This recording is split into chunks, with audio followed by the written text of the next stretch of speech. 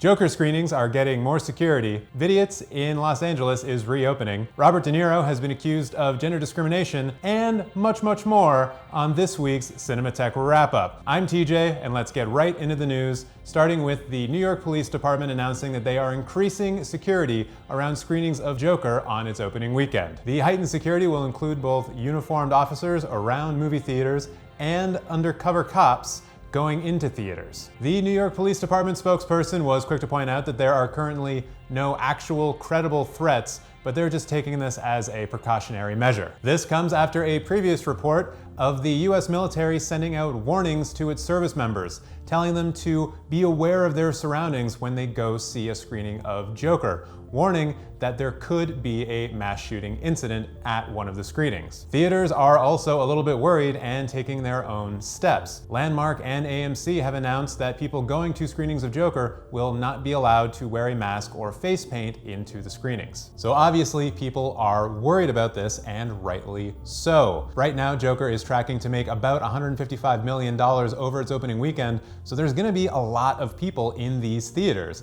And if there's even the slightest chance that some idiot is gonna walk in and shoot up the place, then you need to take all the precautions that you can. So if you're watching this video but you have yet to go see Joker this weekend, please take all the precautions that you feel are necessary, and if you're at a theater and you see something that looks suspicious, please report it. We want everyone in the Cinemateq family to be safe and to not have to worry about these kinds of things when they're going to see a movie. But unfortunately with the Joker, that seems to be the case, so please just be careful. Moving on, Robert De Niro has been accused of gender discrimination and fostering a hostile work environment towards women. The suit being brought against De Niro is for $12 million, and it has been filed by ex-employee and assistant Graham Chase Robinson. This suit comes after De Niro's company filed suit on Robinson for $6 million, alleging that Robinson embezzled money from the company and also spent a lot of time binge-watching Friends while on the clock. That's true. That's in the lawsuit. According to Robinson, she resigned from De Niro's company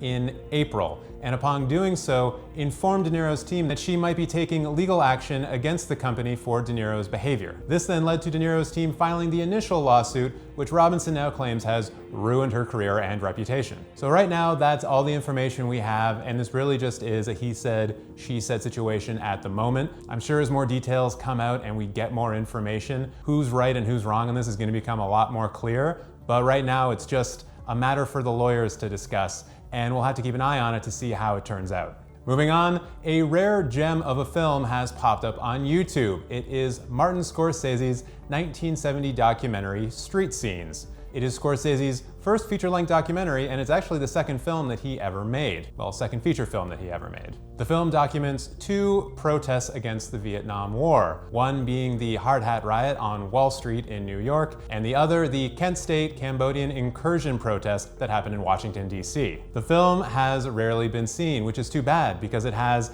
a few kind of interesting film history tidbits in it. Harvey Keitel is in the film, and one of the camera operators was actually Oliver Stone, so that's kind of cool. Now, who do we have to thank for uploading this video to YouTube?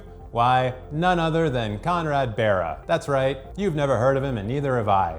But this YouTuber apparently found this video on a Russian site, downloaded it, and then re-uploaded it, so all of us can enjoy Martin Scorsese's earlier work without having to worry about the Russians spying on us. It's only Google spying on us, and we've all agreed that that's better.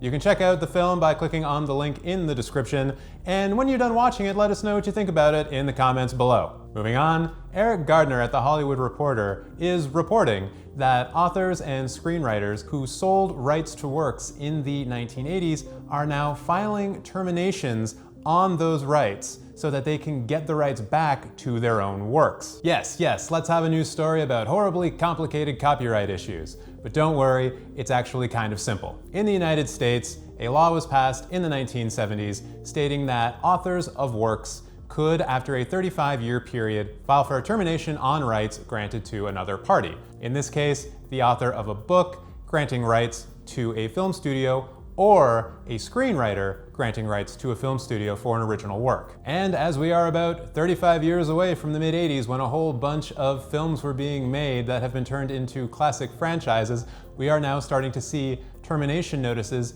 be issued on some pretty big franchises and films that you would definitely recognize. The affected franchises include Terminator, Die Hard, Beetlejuice, and even Who Framed Roger Rabbit. Other potential targets include Predator and Nightmare on Elm Street. So to be clear, the original authors who created these works that the movies were based on are just taking the rights back, so they can then sell those rights to other people and other studios. So naturally, one of the biggest players in all of this is Stephen King, because so many of his books were adapted into films in the 1980s. And you know, due to the popularity of King's work right now in TV and film, he would love to get some of those back so he could sell them again to other companies. The fallout for this is potentially huge, and it could mean that certain films in the future don't get made because studios don't want to take on a film that has shaky legal foundations. This is a story that we will absolutely keep you updated on, so please make sure to subscribe to the channel so you can keep up to date with all of the film news when we do these weekly wrap-ups. And don't forget to comment below. Are you worried that a Terminator sequel to Dark Fate might not happen? Or are you just worried that Dark Fate might be terrible? Let us know. James Cameron says it's going to be good. James Cameron says a lot of things. Moving on, it always kind of tears at my soul when I have to tell you about a famous theater closing down and shutting its doors. But on this particular occasion, I get to tell you a good story, because Vidiots, the video store that was infamous in the Los Angeles film scene, is reopening. And not only are they reopening the video store, they're opening a brand new theater to go along with it. Well, they're renovating an old theater, but still, they've got a theater. The non-for-profit film organization known as Vidiots has come to terms for a property that has a storefront so they can still rent to you from their massive collection of DVDs and rare films, and that space is going to include a 200-seat theater, formerly the Eagle Theater in Los Angeles. The theater is going to be upgraded with all of the latest film screening technologies, and I even read that Jason Reitman is donating a 35mm projector to them. So watch out, New Beverly, you've got some competition. Just kidding, I'm sure you can both compete just fine in a city of millions and millions of people. The video store slash theater is set to open in fall of 2020, and I might just have to take a vacation and go out to LA in fall of next year. Are you excited for Vidiots to be reopening? Let us know in the comments below. And that, cinephiles, brings us to the end of the weekly news wrap-up. Please remember to subscribe to this channel and like this video if you did in fact like it. And now, if you'll excuse me, I have to go plan my vacation for next year, where both Rob and I, despite what he thinks, are going to LA, and we're going to Vidiots, and we're gonna have a fun time. Right, Rob?